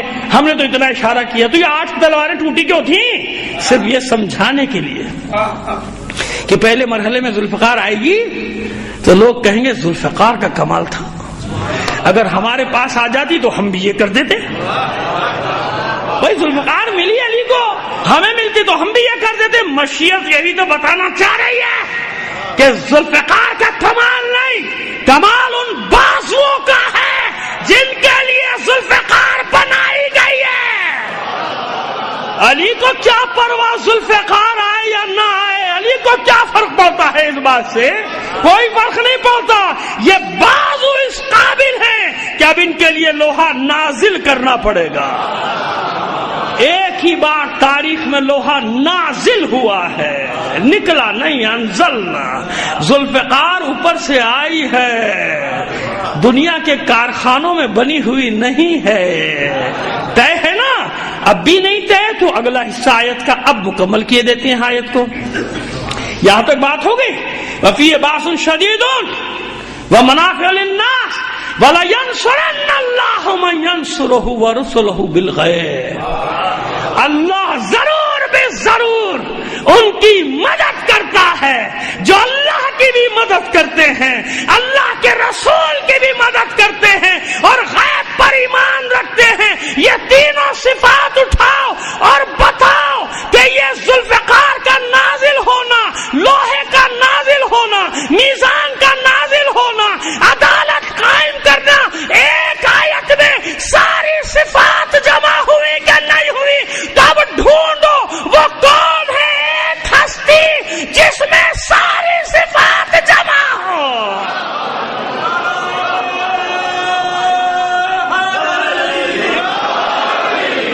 وہ حق اور باطل کا معیار بھی ہو، وہ حق اور باطل کے درمیان فرق کرنے والا بھی ہو، وہ عدالت کا ایسا قائم کرنے والا ہو کہ قیامت تک مسند عدالت خالی رہے گی اس کے بعد. یا اس کو بیٹھنے کا حق تھا یا اس کا بیٹا آ کر بیٹھے گا مسند عدالت پر. سمجھ میں آ رہا ہے؟ اس پہ ہم پڑھتے رہے مجلسیں. اب بات واضح ہو گئی. وَلَيَنْصُرَنَّ اللَّهُ، اللہ ضرور بھی ضرور مدد کرے گا. کس کی؟ مَن يَنْصُرُهُ، جو اللہ کی مدد کرے گا. اب اس طرح سے کسی نے اللہ کی مدد کی؟ انصار اللہ تو آپ بن سکتے ہیں قرآن کے مطابق اگر وہ صفات پیدا کر لیں، لیکن یہاں جس کا ذکر ہو رہا ہے وہ کون ہے؟ اس سے پہلے وانزلنا الحدید ہے، اس سے پہلے وانزلنا معہم الکتاب والمیزان ہے. ایک ہی آیت. اب تو پوری ہو گئی آیت. اب بات سمجھ میں نہیں آئی تو پھر آپ کی مرضی ہے. بات واضح ہو گئی. کون ہے؟ بس اللہ ضرور اس کی مدد کرے گا. تو کیسے مدد کی اللہ نے؟ غیب پر ایمان کیسا ہے اس کا، یہ صفت بھی دیکھ لیجئے. کیسا غیب پر ایمان ہے اس کا؟ لاؤ ایسا ایمان والا. لو کشف الغطا ما ازددت یقینی، یہ ما ازددت یقیناً، خدا کی قسم سارے پردے بھی ہٹا دیے جائیں تو علی کے یقین میں مزید کوئی اضافہ ہونے والا، یعنی یہ پردے ہٹا دو تو جب بھی کوئی نئی چیز نہیں ہے. یہ ہے ایمان. اس نے مدد کی، اس طرح مدد کی اللہ اور اس کے رسول کی. وَلَا يَنْصُرَنَّ اللَّهُ، ضرور بے ضرور اللہ ان کی مدد کرتا ہے. اس لیے ذوالفقار آئی تھی. ایسا ناصر خدا لے کر آؤ نا جو اللہ کے دین کی مدد کرے. وہ ہے انصار اللہ. اور جو انصار اللہ کے اب سردار ہو وہ ہوتا ہے ید اللہ. وہ کیا ہوتا ہے؟ ید اللہ. وہ تنہا ہوتا ہے جند اللہ. اکیلا اپنی ذات میں خدا کا لشکر ہوتا ہے صرف. اور پھر اس کی ضرب کیا ہوتی ہے؟ ضرب اللہ. اور پھر شیر تو کوئی تشبیہ نہیں دی جا سکتی نا. علی کی شجاعت کہاں، شیر کہاں. لہذا اللہ نے اس کے لیے کیا منصب رکھا؟ اسد اللہ، عین اللہ، اذن اللہ، لسان اللہ. دھوکے میں مت آ جانا. یہ سارے منصب دیے ہیں اللہ نے. کیوں؟ کیونکہ اللہ اور اس کے رسول کی مدد کی ہے اس نے. وَلَا يَنْصُرَنَّ اللَّهُ مَن يَنْصُرُهُ وَرَسُولُهُ بالغیب. اللہ ان کی مدد کرتا ہے اور ضرور کرتا ہے جو اللہ کی مدد کرتے ہیں اور اس کے رسول کی. تو اب علی کی طرح کسی نے مدد کی ہوتی تو اس کو بھی یہ منصب مل جاتا. لیکن جیسے اس نے مدد کی تو منصب کیا ملا؟ اب انصار اللہ نہیں ہے علی، یاد رکھیے گا. انصار اللہ تو وہ بنیں گے جو علی کی مدد کریں گے. انصار اللہ تو وہ بنیں گے جو علی کی مدد کریں گے. علی تو نصر من اللہ کا مصداق ہے. علی کی فتح کو اللہ اور رسول کی فتح قرار دیا جاتا ہے. علی کی ضرب کو اللہ کی ضرب قرار دیا جاتا ہے. ایسا ہی ہے نا. یہ تو آپ سنتے ہی رہتے ہیں. بس بات کو یہاں پر لا کے سمیٹتے ہیں، بیان کو ختم کرتے ہیں. یہاں پر اتنی بات سمجھ میں آ گئی کہ انصار اللہ میں علی کو شمار نہ کیجیے گا. انصار اللہ تو وہ ہے جو علی کی مدد کریں گے. جیسے رسول کی مدد کرنے والے، اسی طرح علی کی مدد کرنے والے، چاہے وہ گنتی کے ہوں، سلمان ہو، مقداد ہو، بوذر ہو، مگر انصار اللہ کے مصداق ہیں. کیوں؟ کیونکہ علی معیار حق اور باطل ہے. حق ادھر ادھر جائے گا جدھر جدھر علی جائے گا. جس طرف علی جائے گا حق ادھر جائے گا. علی حق کے پیچھے نہیں ہے، حق علی کے پیچھے پیچھے چل رہا ہے. جو علی کی اتباع کرے گا وہ حق کی اتباع. غلط فہمیوں کو دور کر لیجئے. اس لیے میں نے 3 بار تکرار کی. اتباع علی ہے. علی کی مدد. خالی زبانی جمع خرچ کافی؟ اپنے آپ کو جھوٹی تسلیاں دینا کافی نہیں ہے. اپنے آپ کو خواب و خیال کی دنیا میں رکھنا کافی. اتباع. بس علی کے زمانے میں جس نے علی کی مدد کی وہ انصار اللہ کا مصداق قرار پایا. حسن کے زمانے میں جس نے حسن کی مدد کی وہ انصار اللہ کا مصداق قرار پایا. اور حسین کی جس نے نصرت کی، میں نے عرض کیا تھا یا مجھے نہیں معلوم مگر تکرار میں کوئی حرج نہیں کہ انصار اللہ کا مصداق صرف مرد نہیں ہے. انصار اللہ کا مصداق وہ خواتین بھی ہیں، عظیم خواتین، جیسے آسیہ زن فرعون، جسے بدترین انداز میں فرعون نے مصلوب کیا تھا میخیں ٹھونک کر. کہ دم نکلنے میں بھی کہتے ہیں کہ ان کے کئی دن لگے تھے، مگر اتنی اذیت کے باوجود جناب آسیہ آخری وقت میں تبسم تھا، مسکرا رہی تھی، ہنس رہی تھی. تو فرعون نے کہا معاذ اللہ یہ عورت پاگل ہو گئی، مر رہی ہے مسکرا رہی ہے. کہا کہ تجھے نہیں معلوم کہ جو میں دیکھ رہی ہوں تو کہاں دیکھ سکتا ہے، میں کس مقام پر پہنچنے والی ہوں، اللہ نے میرے لیے کیا مقام رکھا ہے. تو موسیٰ کی نصرت کرنے والی یہ خاتون بھی انصار اللہ کا مصداق ہے. وہ اور اس کے علاوہ بھی اور خواتین کا بنی اسرائیل کی ذکر ہے کہ جنہیں کڑھاؤں میں ڈال دیا گیا تھا، جلا دیا گیا تھا ان کو، ان کے بچوں کو، وہ انصار اللہ ہیں. کیونکہ باب تغلیب ہے اس لیے مذکر کا صیغہ ہے یہاں پر، انصار جمع، اس میں مؤنث مذکر دونوں شامل ہیں. لہذا کربلا میں انصار اللہ کا مصداق صرف 72 شہداء نہیں ہیں، ان شہداء کے بعد جو قافلہ چلا ہے نا وہ بھی مصداق ہے. جناب فضہ مصداق نہیں ہے انصار اللہ کا، ہے نا مصداق، کیونکہ نصرت کی ہے حسین کی، مدد کی ہے آل رسول کی، لہذا انصار اللہ کا مصداق ہے. شیریں مصداق نہیں ہے انصار اللہ کی، مدد کی ہے.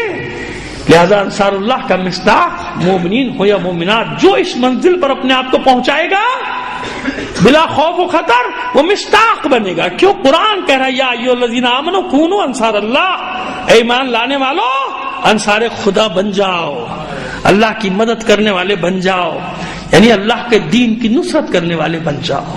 بس جیسے میں نے کل عرض کیا تھا، جس ترتیب سے مجھے حکم دیا گیا ہے میں اسی طرح کوشش کر رہا ہوں مصائب کو پڑھنے کی. بس آج خواتین میں سے اسی بی بی کا ذکر ہے جس کا سوشل اسٹیٹس کیا ہے، سماجی مقام کنیز. جناب شیریں سماجی مقام کیا ہے؟ ایک کنیز. لیکن نصرت حسین نے اسے کیا مقام دے دیا کہ اس کے ذکر کے بغیر 2 مہینے 8 دن مکمل نہیں ہوتے. کہیں نہ کہیں کبھی نہ کبھی 2 مہینے 8 دنوں میں شیریں کا ذکر ضرور آتا ہے. کیوں؟ اس نے حق ادا کیا نا، اپنے وعدے کو وفا کیا، عورت ہو کے خاتون ہو کے اپنے وعدے کو وفا کیا اس نے. اور ایسی بہت ساری خواتین کے ذکر ہیں کہ کبھی موقع ملا تو خیر ایک بار ہم نے کبھی پڑھا بھی تھا 10-12 سال پہلے، صرف خواتین کے ان مجاہدات کے اوپر اشرا پڑا تھا کہ جنہوں نے رسول اور آل رسول کی نصرت کی ہے، صرف ان خواتین پر. پھر کبھی انشاءاللہ زندگی رہی تو پڑھ دیں گے. مگر آج اس شیریں کے بارے میں جناب شہر بانو کے ساتھ آئی ہے نا کنیزی میں، نام ہی سے ظاہر عجم ہے. اور اس روایت کے مطابق کہ جناب چوتھے امام کی ولادت کے بعد جناب شہر بانو کا وصال ہو گیا تھا. 2 روایتیں ہیں نا، ایک کربلا تک جانے کی ہے، ایک پہلے کی ہے. لیکن جو بھی روایتیں ہوں یہ طے ہے کہ حسین نے مدینے ہی میں آزاد کر دیا تھا، جناب شیریں کو آزاد کر دیا کہ جائیے شیریں تم آزاد ہو، ہم تمہیں قطع زمین بھی دیں گے، زندگی گزارنے کے لیے سامان بھی دیتے ہیں، جاؤ اپنی زندگی بسر کرو، تم نے بہت خدمت کر لی، حق ادا کر دیا، اب آزادی تمہارا حق ہے. اور اہل بیت تو چاہتے ہی یہ تھے، مولا کائنات سارا سال مزدوری کرتے تھے اور اپنے پیسوں سے مولا کائنات نے کم از کم 400 غلام آزاد کرائے تھے. یہ اہل بیت کا کردار ہے. آج کے زمانے میں غلام نہیں مگر مقروض بہت ہیں غریب مومنین.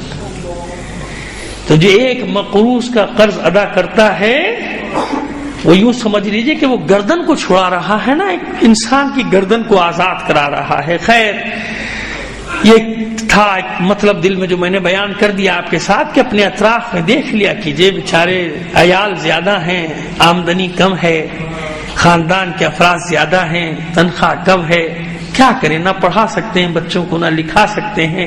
تو اہل بیت کے چاہنے والوں پر بہت سارے فریضے عائد ہوتے ہیں. سمجھ میں آ رہی ہے ہماری بات کہ ان فریضوں کی طرف بھی کبھی دھیان دیا کیجئے. اور ہمارے اکثر مومنین دھیان دیتے ہیں، یہ بھی میں نہیں کہہ رہا کہ نہیں دیتے، لیکن باقی جو نہیں دے رہے انہیں بھی اس طرف دھیان دینا چاہیے. خود ڈھونڈو، ضروری نہیں ہے کہ کسی پر اعتبار نہیں کہ اس کے پاس جائیں گے یہ کھا جائے گا. خود ڈھونڈو، خود کرو، اپنے ہاتھ سے کرو اور اطمینان قلب حاصل کر لو کہ ہاں میں نے ایک مستحق تک اس کا حق پہنچا دیا. تو شیریں آزاد ہو، اور شیریں وہ کنیز ہے جو آزاد ہونا نہیں چاہتی. مولا مجھے اپنے قدموں سے جدا نہ کیجیے. میں یہی رہنا چاہتی ہوں، میں یہی آپ کے بچوں کی خدمت کروں گی۔ آل رسول کی کنیزی سے بڑا منصب کیا ہوگا؟ ارے آج جب ہم فخر کرتے ہیں، کاش اتنی سند مل جائے کہ حسین کے غلام نے اپنا غلام قبول کر لیا تو کافی ہے نا میرے لیے۔ ایسی ہماری ماں بہنیں بیٹیاں فاطمہ زینب ام کلثوم کی کنیزی پہ فخر کرتی ہیں کہ نہیں کرتی؟ تو یہ تو ہمارا تو فخر ہے، غلامی اہل بیت، لہذا نہیں جانا چاہتی، مگر حکم امام کے آگے کوئی چارہ نہیں، حکم امام ہے۔ اب جب حکم امام ہے تو شیریں بے بس ہو گئی، مولا ٹھیک ہے آپ کا حکم ہے لیکن میری ایک شرط ہے، بس آپ میری طرف توجہ رکھیں، یہ چیزیں میرا امتحان ہوتی ہیں آپ کا نہیں۔ تو مولا آپ کا حکم ہے مگر ایک چھوٹی سی عرض ہے، میری شرط سمجھ لیجئے، عرض سمجھ لیجئے، گزارش سمجھ لیجئے، التجا سمجھ لیجئے۔ مولا کہا کیا چاہتی ہے شیریں؟ مولا ایک وعدہ مجھ سے کیجئے کہ ایک بار میرے مہمان بنیں گے۔ چند لحظے حسین نے سوچا، چند لحظے سوچنے کے بعد کہا جا شیریں تجھ سے وعدہ رہا تیرا مہمان بن۔ مولا نہیں، ایک بات اور، اب کیا چاہتی ہے شیریں؟ مولا شہزادے شہزادیوں کے ساتھ، خاندان کے ساتھ مجھ کنیز کی عزت و توقیر میں اضافہ ہو جائے گا، میری عزت بڑھ جائے گی، سب کے ساتھ میرے مہمان بن جائیے۔ پھر چند لحظے میرے مولا نے کچھ سوچا اور چند لحظے سوچنے کے بعد فرماتا ہے میرا مولا جا شیریں تجھ سے وعدہ رہا پورے خاندان کے ساتھ تیرا مہمان بن۔ بس ایک بات کا خیال رکھنا شیریں، ایسا نہ ہو کہ ہم تیرے مہمان بھی بن جائیں تو پہچان بھی نہ سکیں۔ شیریں قدموں میں بیٹھ گئی، مولا میں آپ کی نمک خوار بھلا ایسا ہو سکتا کہ آپ میرے گھر آئیں اور میں نہ پہچانوں؟ اچھا شیریں جا، ہم ضرور آئیں گے، سب کے ساتھ آئیں گے۔ وہ پیغام بھجوا دیا، شیریں کو آزاد کر دیا، شیریں جا رہی ہے، اب سب اس کے لیے خلعت، انعام، اکرام، زاد راہ لے کر آ رہے ہیں، بنی ہاشم میں سے خواتین، اور جو بھی زاد راہ اور خلعت لے کر آتا ہے اس میں ایک چادر ضرور ہوتی ہے۔ کچھ ہی دیر میں چادروں کا ڈھیر لگ گیا۔ شیریں حیرت سے کہتی ہے مولا میں اتنی سب چادروں کا کیا کروں گی؟ مولا فرماتے ہیں شیریں لے جا، شاید کسی دن کام آ جائے، لے جا۔ چلی گئی شیریں۔ کوفے سے جو حلب کا راستہ ہے، اب ظاہر ہے کہ دو ملک الگ الگ ہو گئے، حلب شام میں ہو گیا، کوفہ عراق میں ہے، تو حلب کے باہر ایک ٹیلے پر اونچے مقام پہ، میں نہیں گیا مگر میں نے پڑھا ہے، جو پڑھا ہے وہ بتا رہا ہوں آپ کو، ایسے بغیر پڑھے آپ کے سامنے بات نہیں کر رہا۔ وہاں قلعہ شیریں کا بتایا جاتا ہے کہ آثار بھی تھے، اب ہیں یا نہیں یہ بھی نہیں معلوم۔ قلعہ شیریں، قلعہ شیریں کیوں کہا جاتا تھا؟ بلندی پر مکان بنانے کی وجہ سے، ٹیلے پر مکان تھا اس لیے قلعہ شیریں مشہور ہو گیا، آج تک مشہور ہے، روایات میں ملتا ہے قلعہ شیریں کا ذکر۔ لیکن بستی پوری احترام کرتی ہے، عزت کرتی ہے شیریں کی، کیوں؟ سب جانتے ہیں کہ آل رسول کی کنیزی سے آئی، اور پھر اس کی وجہ سے ایک دن آل رسول ہمارے مہمان بنیں گے، ہماری بستی میں آئیں گے، فرزند رسول آئے گا، خاندان رسول آئے گا۔ بتایا ہے نا شیریں نے کہ مجھ سے وعدہ ہے فرزند رسول کا، ضرور ایک دن حسین آئے گا، اس بستی میں مہمان بنے گا، میرے گھر میں مہمان بنے گا۔ عرصہ گزر گیا، دن مہینوں میں، مہینے سالوں میں انتظار بڑھتا گیا، آخر وہ زمانہ آیا جب شیریں نے سنا کہ حسین نے مدینہ چھوڑ دیا۔ قافلے آتے جاتے ہیں نا، خبر مل گئی کہ مدینہ چھوڑ دیا، مکے پہنچ گئے۔ پھر کچھ عرصے بعد خبر آئی کہ مکہ بھی چھوڑ دیا، اب عراق آ رہے ہیں، کوفے کی جانب حسین کا سفر ہے، ارادہ ہو رہا ہے، اب اس طرف سب گامزن ہیں کوفے کی طرف، آپ کا قافلہ رواں دواں ہے، حسین کا خوش ہو گئی۔ جب یہ سنا کہ حسین کوفے آ رہے تو اب سمجھ گئی کہ اب میرا مہمان بننے کا زمانہ، میرے مہمان بننے کا زمانہ آ گیا، مولا میرے مہمان بنے گے۔ دوڑ گئی بستی میں، تمام بیویوں کو جمع کر لیا۔ بیویوں دیکھو میں کہتی تھی نا میرا مولا حسین آ رہا ہے اور میری شہزادیاں زینب و ام کلثوم بھی ساتھ ہیں. ارے ہم شہر سے باہر، بستی سے باہر نکل کر استقبال کریں گے، بس وہ زمانہ قریب ہے. پوری بستی میں تیاریاں شروع ہو گئی حسین کے استقبال کی. اور شیریں کی تو کیفیت ہی عجیب ہے، گھر کو جیسے نئے سرے سے سجا رہی ہے، جیسے ہم لوگ کرتے ہیں نا، اہم ترین موقعوں پہ رنگ و روغن کرتے ہیں. اور جب مولا کے مہمان بننے کا زمانہ آتا ہے، ہمیں عید بقرعید سے زیادہ یہ فکر ہوتی ہے کہ محرم میں ہمیں کیا کیا کرنا ہے. مہمان آ رہے نا، آل رسول مہمان آ رہے. عجیب ہے یہ غم بھی عجیب ہے، یہ ذکر بھی عجیب ہے. کائنات میں عجیب ذکر ہے حسین کا ذکر. خیر تیاریاں کر رہی ہے، حجرے سجا رہی ہے، نئی مسندیں لگا رہی ہے. یہ حجرہ میرے مولا حسین کا، یہ حجرہ میرے آقا عباس کا، یہ حجرہ میرے شہزادے علی اکبر کا، یہ حجرہ میری شہزادی ثانیہ زہرا کا، اور یہ حجرہ زینب صغرا ام کلثوم کا. یہی انداز ہوگا نا. مگر پھر کچھ عرصے کے بعد عجیب عجیب خبریں آ رہی ہیں، مگر شیریں یقین نہیں کرتی کسی خبر پر. کیوں یقین نہیں کرتی؟ اس لیے کہ شیریں تو بس یہ جانتی ہے کہ میرے مولا نے وعدہ کیا ہے، امام نے وعدہ کیا ہے اور وعدہ پورا ہوگا. امام ضرور میرے گھر آئیں گے، اس لیے ہر خبر غلط ہو سکتی ہے سوائے حسین کا وعدہ سچا ہے بس. لیکن اب دن بڑھتے جا رہے ہیں. شیریں کی بے چینی یہاں تک بڑھی کہ کوفے سے آنے والے راستے پر بیٹھ گئی حلب کے باہر. صبح سے بیٹھ جاتی ہے، ہر آنے جانے والے قافلے کو دیکھتی ہے، میرے مسافر نہیں آئے، میرے مہمان نہیں آئے. شام ہوتی ہے واپس چلی جاتی ہے. ایسی ہی ایک شب غم زدہ، افسردہ، رنجیدہ واپس آئی ہے سورج ڈھلنے کے بعد کہ آج بھی میرے مہمان نہیں آئے. رات تاریک ہو گئی، اپنی خوابگاہ میں چلی گئی، گھر کے دروازے بند ہو گئے. کچھ ہی دیر میں خادموں نے آ کے بتایا کہ حاکم کا قافلہ ہے، حاکم کے سپاہی ہیں، باغیوں کے سر لے کر شام جا رہے ہیں. کچھ باغیوں کے سر ہیں نیزوں پر، کچھ قیدی ہیں، ان قیدیوں میں بڑی تعداد خواتین اور بچوں کی ہے. رات تیرے قلعے میں گزارنا چاہتے ہیں.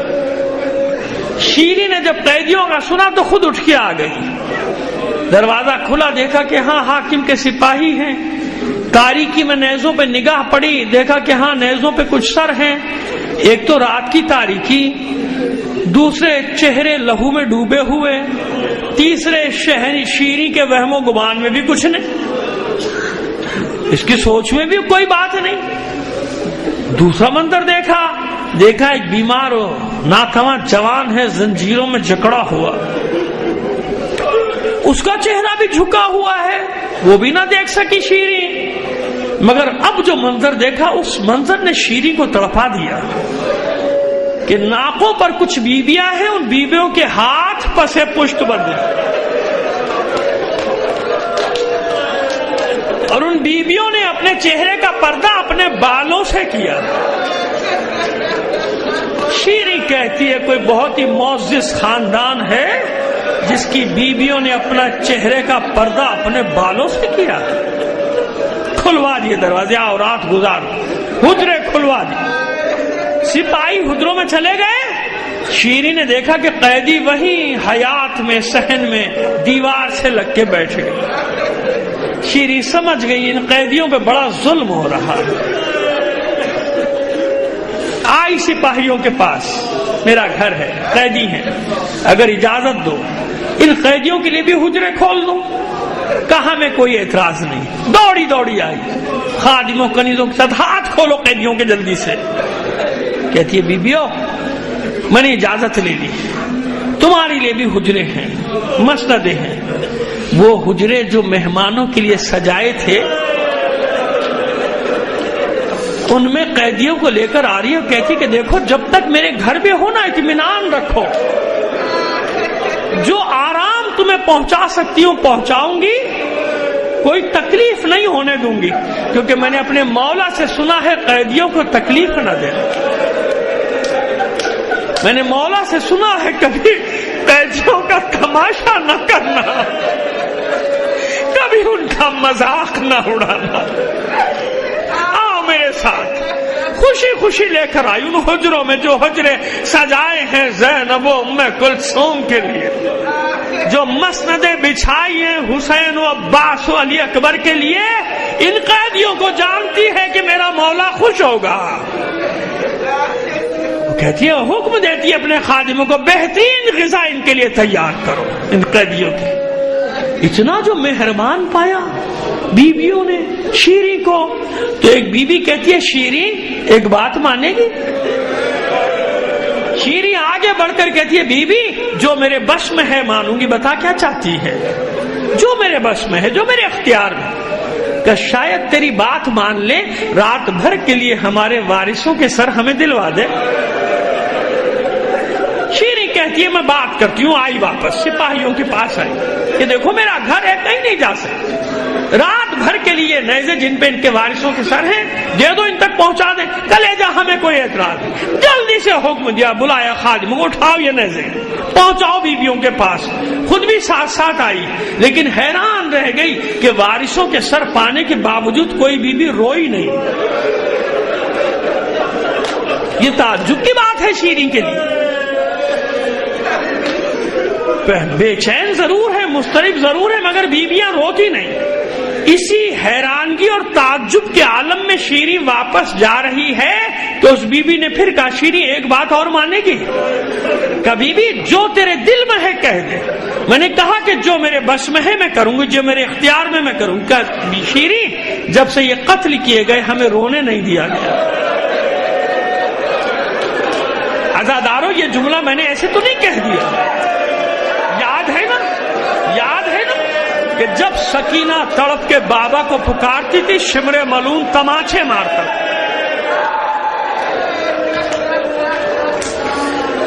شیریں جب سے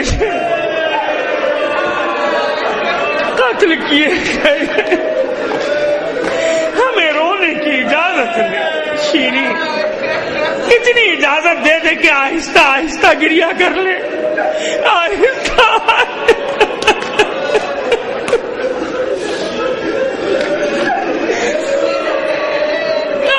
آہستہ رو لے۔ شیریں تڑپ کر کہتی ہے جی بھر کے رو، میرا گھر ہے، میرا گھر ہے، کوئی پابندی نہیں تم پر، جی بھر کے رو، گریا کرو، ماتم کرو اپنے مقتولین کا، لیکن سنو جب اپنے وارثوں پر گریا کرنا تو میری ایک حاجت ہے، دعا کرنا پوری ہو جائے۔ میں نے مولا سے اپنے سنا ہے کہ قیدیوں کی دعائیں دوسروں کے حق میں جلدی قبول ہوتی، میری حاجت ہے دعا کرنا پوری ہو جائے۔ اس بیوی نے پوچھا شیریں مناسب سمجھے گی تو بتائے گی کیا حاجت ہے؟ کہا ہاں ہاں کیوں نہیں، میرا مولا حسین راستے میں،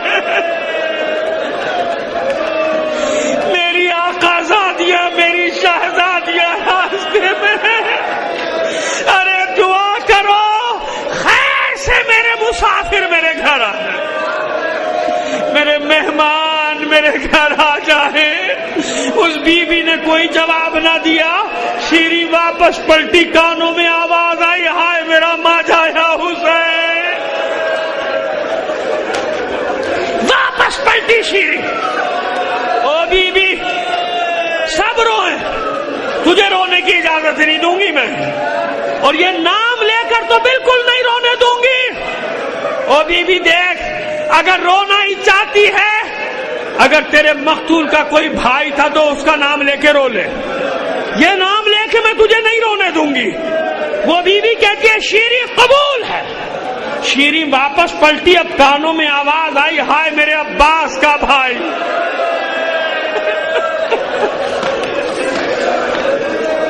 ہائے میرے عباس کا بھائی۔ شیریں پھر واپس پلٹی، او بی بی یہ نام بھی نہ لے، یہ نام بھی نہ لے۔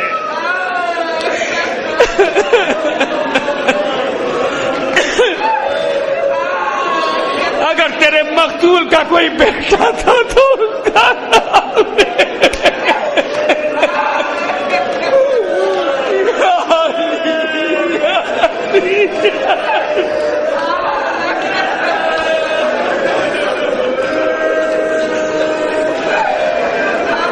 واپس پلٹی شیری،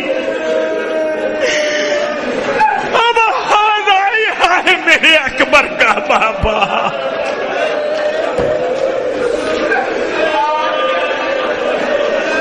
بس اب نہ رہا گیا شیری سے، واپس پلٹی، دو سانو بیٹھ گئی اس بیوی کے سامنے، ہاتھ جوڑ کر کہتی ہو بیوی جب سے تم میرے گھر میں آئی ہے میرے دل کو قرار نہیں، طرح طرح کے وسوسے میرے دل میں آتے۔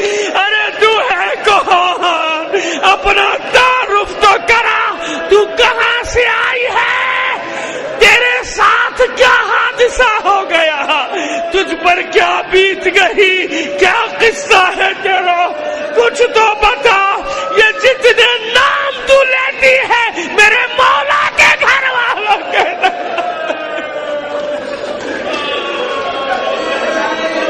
یہ جتنے نام تو لیتی ہے میرے مولا کے گھر والوں کے نام ہے۔ اس بی بی نے کوئی جواب نہ دیا۔ شیری نے 2-3 بار پوچھا، جب جواب نہ ملا تو اب شیری کہتی ہے تجھے تیرے مقتول کی قسم دیتی ہوں، بتا تو کون ہے؟ بس اب زینب کے ضبط کے بندھن بھی ٹوٹ، زینب کے ضبط کے بندھن بھی ٹوٹ گئے۔ چہرے سے بال ہٹا کر کہا بھول گئی نا شیری، بھول گئی نا، میرے بھائی نے یہ بھی تو کہا تھا ایسا نہ ہو ہم تیرے مہمان بن جائیں تو پہچان بھی نہ سکے۔ شیری پچھاڑے کھانے لگی، منہ پیٹنے لگی، بال نوچنے لگی۔ اے شہزادی یہ کس عالم میں دیکھ رہی ہوں؟ یہ کیا حال ہے؟ میرا مولا حسین کہاں ہے؟ عباس کہاں ہے؟ علی اکبر، قاسم و محمد، ایک ایک کا نام لے رہی ہے شیری۔ زینب نے شیری کا ہاتھ پکڑ کے کہا بس کر شیری، بس کر۔ کس کس کا نام لے گی؟ کس کس کا نام لے گی؟ بڑی سرکار کربلا میں لٹا کر آئی ہے زینب، سب کو گنجے شہیدہ میں سلا کر آئی ہے زینب، کوئی نہیں بچا شیری، کوئی نہیں۔ یہ جو زنجیروں سے جکڑا ہوا ہے یہی تیرے وقت کا امام ہے۔ شیری اپنے مولا سے ملے گی، وہ دیکھ وہ جو سب سے بلند نیزے پر سر ہے وہی تیرے مولا حسین کا سر ہے۔ سر و سینہ پیٹتی ہوئی دوڑی نیزے کی جانب چلاتی جاتی ہے، خوب مہمان بنے ہو، خوب مجھے شرف ہے میزبانی بخشا۔ اے میرے سید و سردار، اے میرے آقا و مولا، یہ کیسی مہمانی ہے، یہ کیسی میزبانی ہے؟ ارے کیوں میں آج ہی کے دن کے لیے